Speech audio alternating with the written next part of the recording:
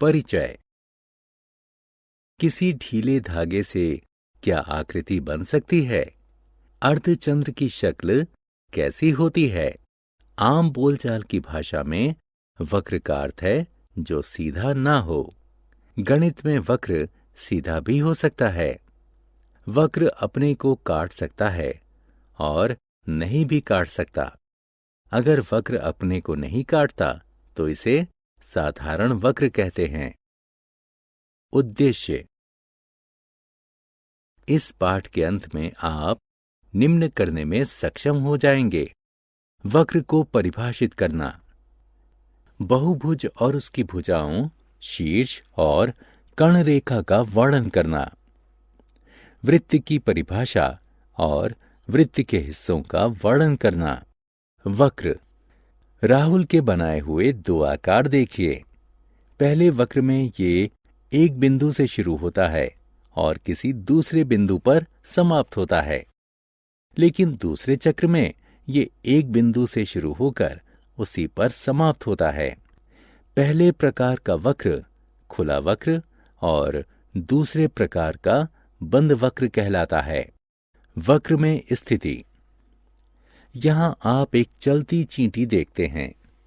बंद वक्र के संदर्भ में स्थिति ए पर चींटी वक्र के बाह्य हिस्से में या बाहर है। स्थिति बी में यह सीमा पर या वक्र पर है। स्थिति सी में चींटी वक्र के आंतरिक हिस्से में या भीतर है। बहुभुज को समझना। स्क्रीन पर दिखाई गई ये आकृतियां बंद वक्र हैं। इनमें से प्रत्येक वक्र की शक्ल अलग है। पहले 4 वक्र सीधी रेखाओं से बने हैं और ये बहुभुज कहलाते हैं।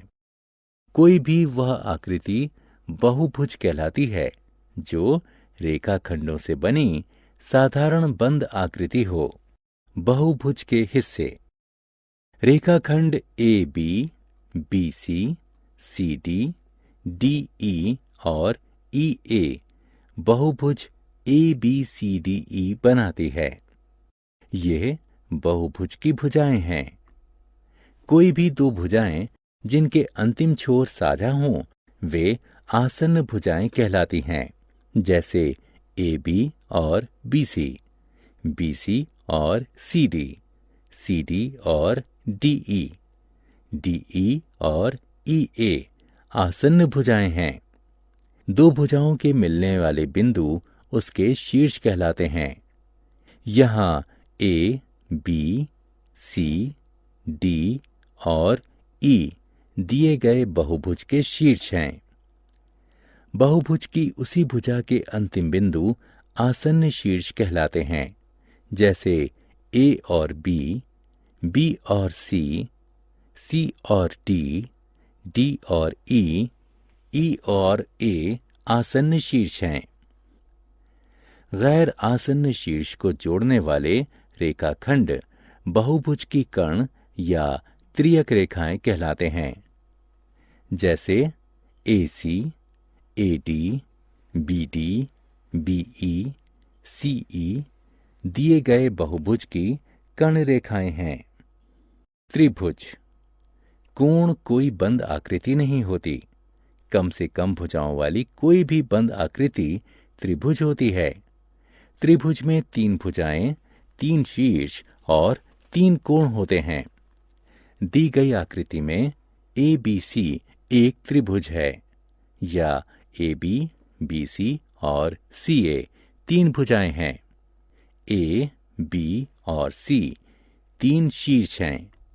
3 कोण हैं, सी ए बी सी और बी सी ए।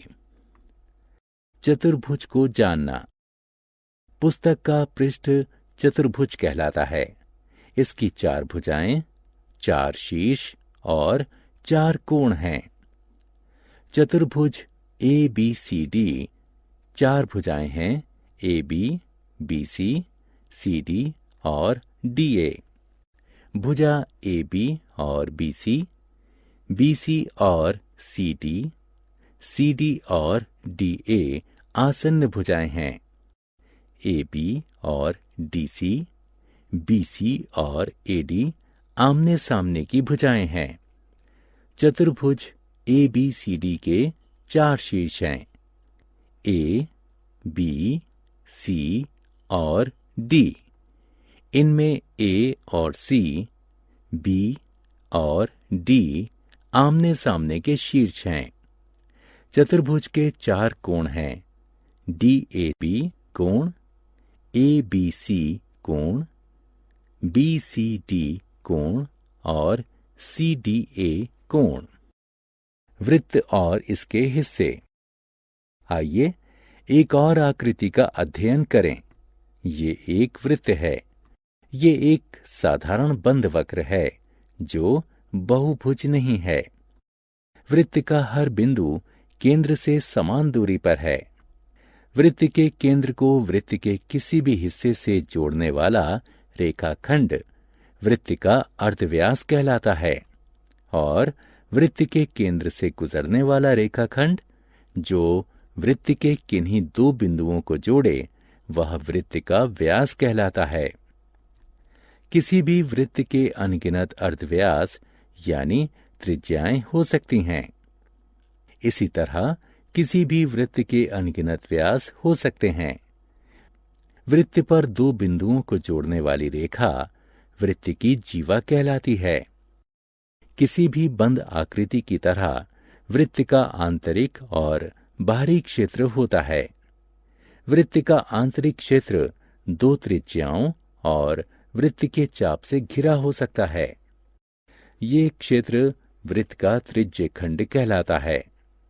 इसी प्रकार वृत्त का जो हिस्सा जीवा और गोलाई से घिरा होता है वह वृत्तखंड कहलाता है।